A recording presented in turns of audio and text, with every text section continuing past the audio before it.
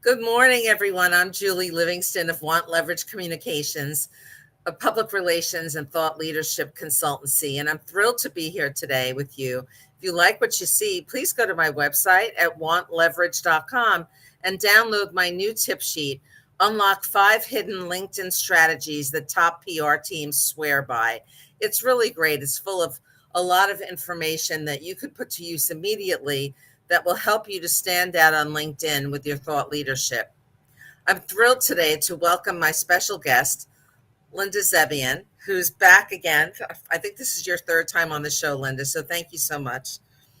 Linda is VP of Communications at Muckrack, where she sets communications and brand marketing strategy for Muckrack's enterprise, including public relations, social media, employee communications. This is some list. Product marketing, brand and content marketing. She joined the company in 2022 as its first ever director of communications, which is so impressive. And before Muckrack, Linda spent 10 years at the New York Times in various communications positions, developing and executing communication strategies for the business side of the company, including growth, product, and technology, to reinforce the Times' innovation and financial success, drive subscription growth, and improve retention, strengthen brand affinity, and attract top talent.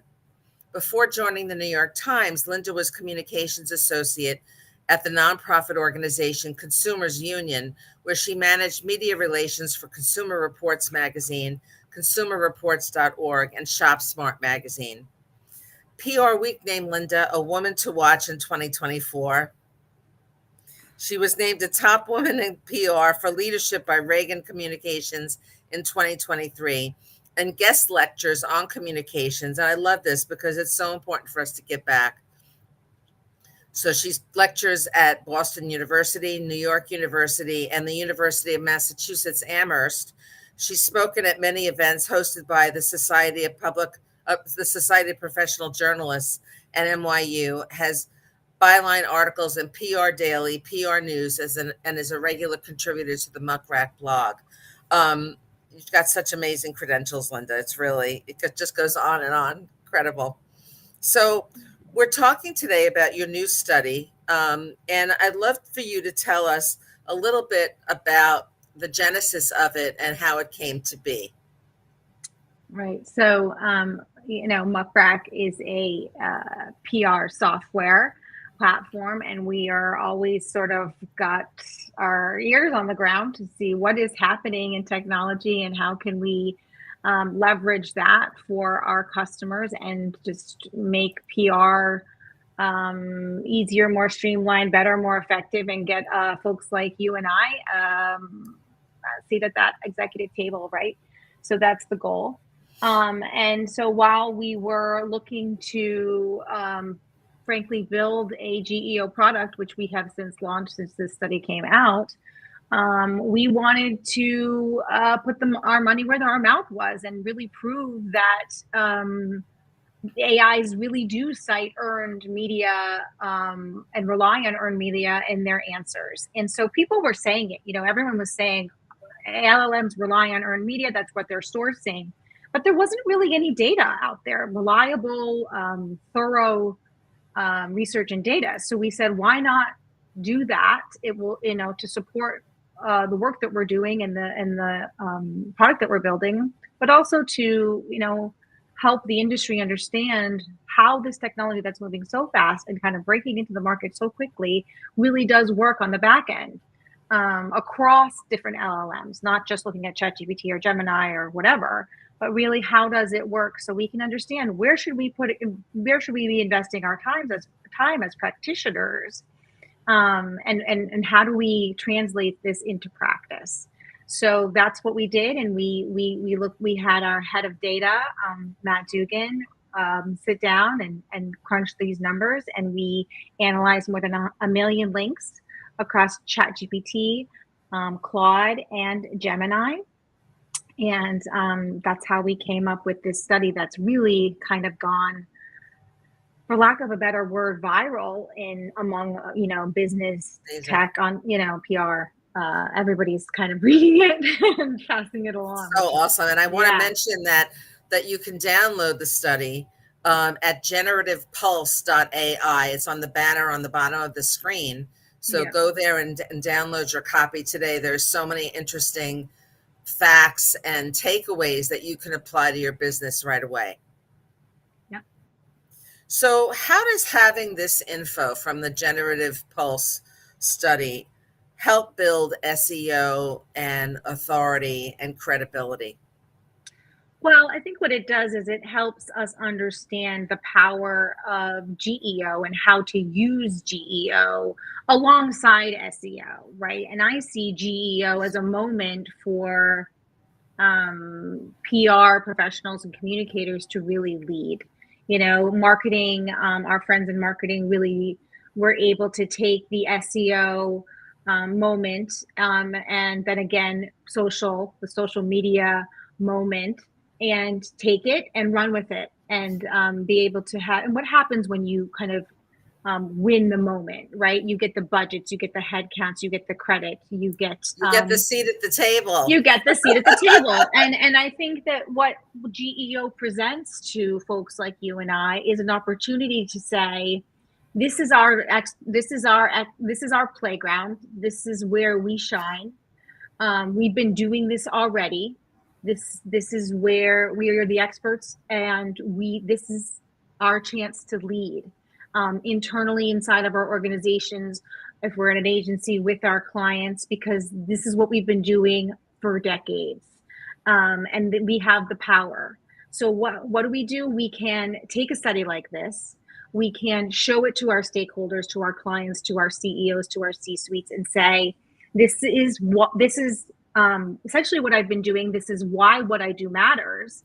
And this is the budgets, the technology, the tools, the agencies, the whatever I need to accelerate this and make it even better.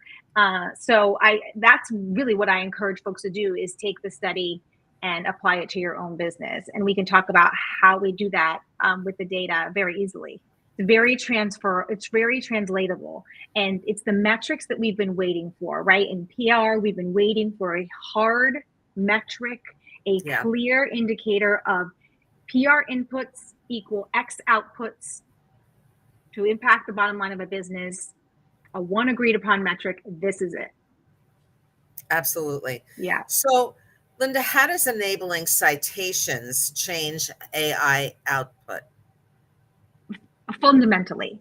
So when we found that if you enable citations when you're searching, it doesn't just add the sources, but it actually changes the response itself, so that it meaningfully shapes what the AI says. So for example, when we were doing our study, our data analyst, Matt, said, he put in the prompt, what's an example of the worst MLB baseball team you can think of?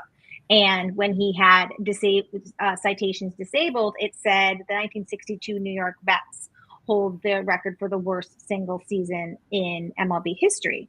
But with citations enabled, it actually came back with the 2024 Chicago White Sox are the worst, right? Because 2024 is so recent.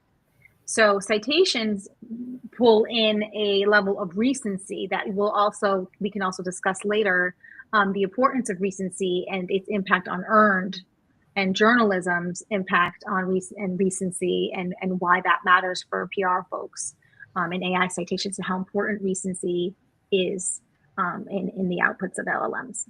Yeah, and in building authority too. Yes, absolutely.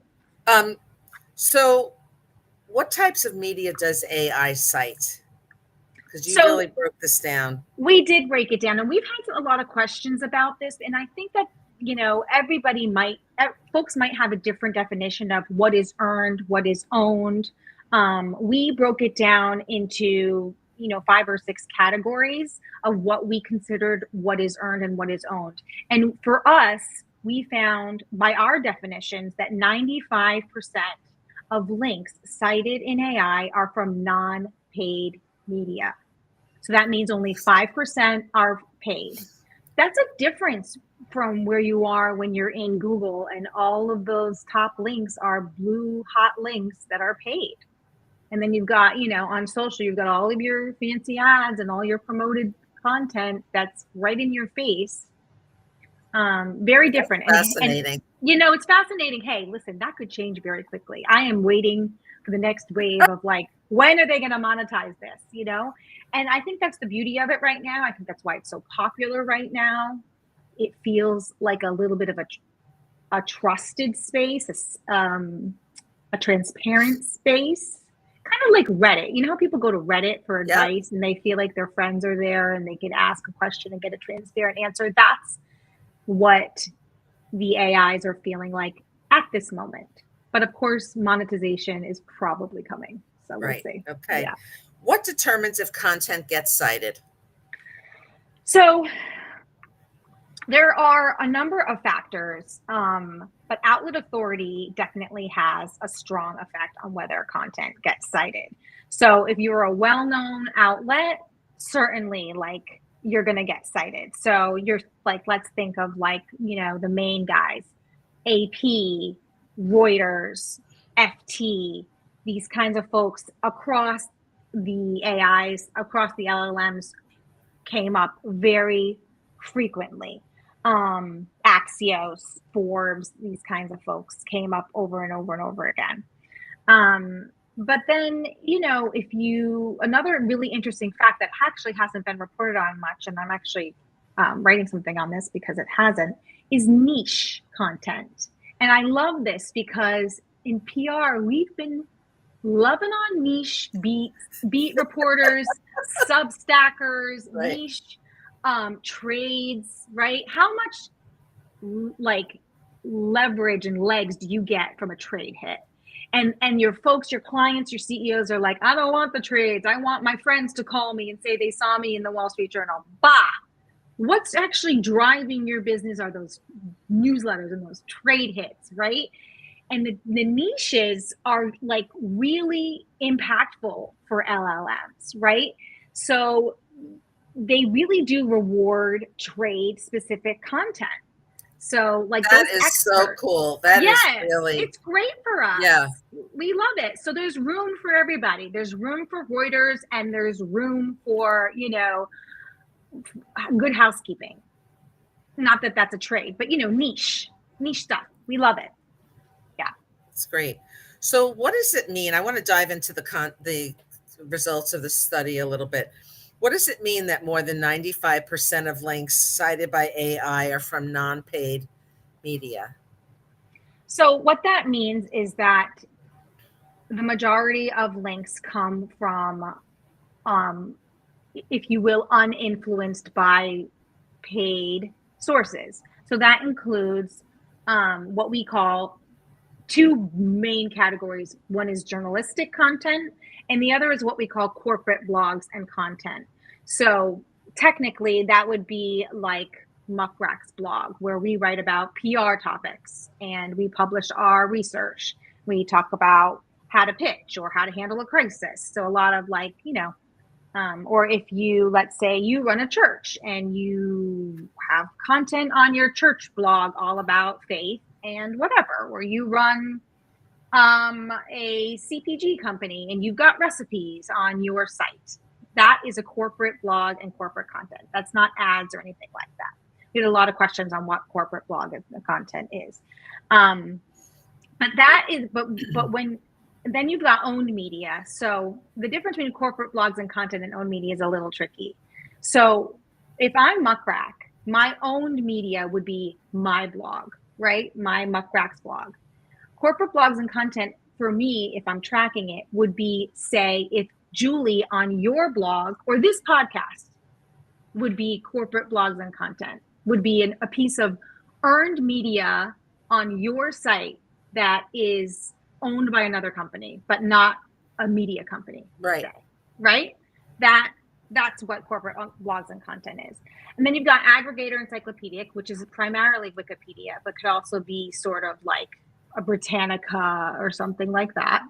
But Wikipedia dominates that category. You've got government NGOs, which is really big in healthcare, right? So CDC, these kinds of .gov sites. And then you've got social, which is pretty small at this point, which is UGCs. You've got your Reddits in there and things like that. Press release 1% is about 1%. Interesting. Interesting. How that's And then changed. Yeah. yes. And then you've got your paid category. Oh, and then academic and research as well, which would be like papers and things like that. Right. Like white Mm-hmm. papers. Yeah. What's the difference of more than 89%? What's the significance, rather, of more than Yeah. 89% of links cited by AI being earned media? Yeah. So we took out, the only difference between those two is that we took out owned media, which would be your own channels, like your own content and your own blogs. So, say you're Nike and you have your own Nike blog all about, or like, running. You have a running blog. We wouldn't count that as earned because you created that yourself. You're probably your content marketing team created that content. So that's still a high number though, 89%. And what is the finding that AI systems prefer recency? And how does that affect content development? Yeah. So AIs prefer stories written in the last year. So particularly ChatGPT, so OpenAI specifically like to cite recent coverage, like say more than Claude, for example. So if you ask, depending on your level, like the kind of query you ask, so query framing does matter. So for example, if you ask what are the recent advancements in whatever industry, that will really heavily lean towards journalistic coverage over, say, corporate blogs and content, or owned media, or encyclopedic, or NGO. And that makes sense, right? Because journalists are writing every day, they're covering breaking Sure. news, they're covering what's coming out now. Or say, like Matt, our researcher, looked up like car rental shortages in the United States. That's a recent timely Sure. query, latest advancements, what's new in X, whatever it is. That's going to bring up journalistic content. So, what's the coolest new sneaker? Back to Nike. Sorry, I don't know what's going on with me today with them, but that's going to bring up that journalistic sort of footwear news, runner's world kind of journalistic content, because they've got the newest, latest, and greatest. It's not going to be a Wikipedia or No. a kind of staler, older article. That's more evergreen. What are the implications then overall for PR folks like me in terms of this study? It's huge. That means it's huge. That means keep doing what you're doing. What are the takeaways? The big guys still matter, right? The big stories you've been always trying to get still matter, but certainly the niche outlets still matter. That earned media matters. That the investing in your team still matters. That journalism still matters. Because people are going to these AIs, to consumers, and now with GPT-5 that just came out 3-4 days ago, it's easier to use, it's friendlier, and also, what did they find with GPT-5? It hallucinates less when it has more citations. So the more citations in an answer, it hallucinates less, right? Hallucinations are when the LLMs just make up whatever they want. So citations are good for the LLMs. So the LLMs are going to use citations more, meaning the LLMs are going to become more reliable, meaning consumers are going to go to the LLMs more than they are going to go to traditional search, meaning earned media is going to matter even more than traditional search, meaning it's PR's time, right? It's our time.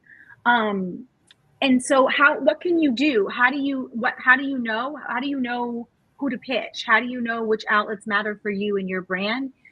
I said this on a webinar the other day. You need tools and technology now, and it's time to invest in yourself, invest in your team, and ask for these things. Like with AI, you can't just sort of fly through with Excel and email anymore. And it's time to really start exploring what's Sure. available for us. Yeah.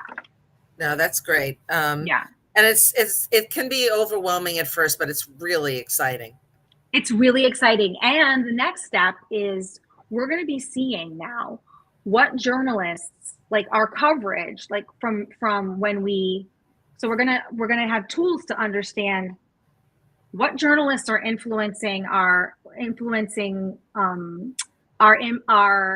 impact in the LLMs. Okay, so let's just take ice cream for example. I'm working for an ice cream company. I'm gonna pitch a story to an ice cream journalist based on what my technology tells me who is the most influential ice cream journalist out there. So the technology is going to tell me this journalist, right? It has the most influence on consumer ice cream purchasing. I pitch the story, that person writes about me. Then I'm going to measure the influence in the LLMs. I'm going to measure it in the earned media, and then I'm going to measure it in social listening all together in one dashboard, and then say, this is the impact my story had across the entire influence spectrum: LLMs, AI, earned media, and social media. This is my impact, all in one dashboard. That's the future. So you're really getting a very, PR has always struggled with measurement. Yes. You're really getting a much clearer picture of what you're putting out there. That's the goal. That is the goal, because it's our game to lose. Right? We are the center of influence in PR. Brand is made or broken on reputation, and it's earned. Every reputation is earned. It's never bought. And so that's what this study tells us. And we now just have the numbers to prove what we've known all along. That's great. How does you talked about uh, the riches are in the niches, right? Love that.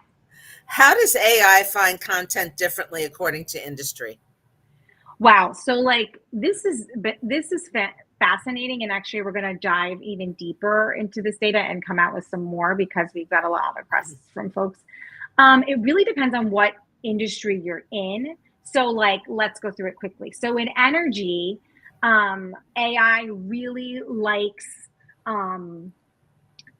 the NGOs and the nonprofits and the .govs, right? So it's citing less owned content and less corporate logs, which is interesting. Maybe it's because energy is such a tricky thing, right? They want to go really to the nonprofits and the .govs to keep it really straight and center down neutral. Okay, that makes a lot of sense. And then so for finance, for example, journalism is the most cited type of content for finance. Again, and then those, it's like really specific, like Bankrate, NerdWallet. Those are Desktoppedia, really popular versus like, the Wall Street Journal or some big umbrella brand like that. So that was interesting. Yeah. And every niche or every industry was different. So like in travel and airline, academics came out on top. That's surprising. Yes. Very, very interesting. And then in government, journalism came out on top, which is again really, really interesting. And then it varied between, like in each industry, like sometimes ChatGPT had like the lowest percentage of unique sources, and then Claude, it like between them it changes too. And I think that also has to do with some of the deals being done, like who they're citing, because like ChatGPT has a deal with X published, so that has influence too, which is interesting. Like for retail and e-com, which is interesting, aggregators and encyclopedic sources came up the most. So like Wikipedia and Quora and AP and Reuters and FT.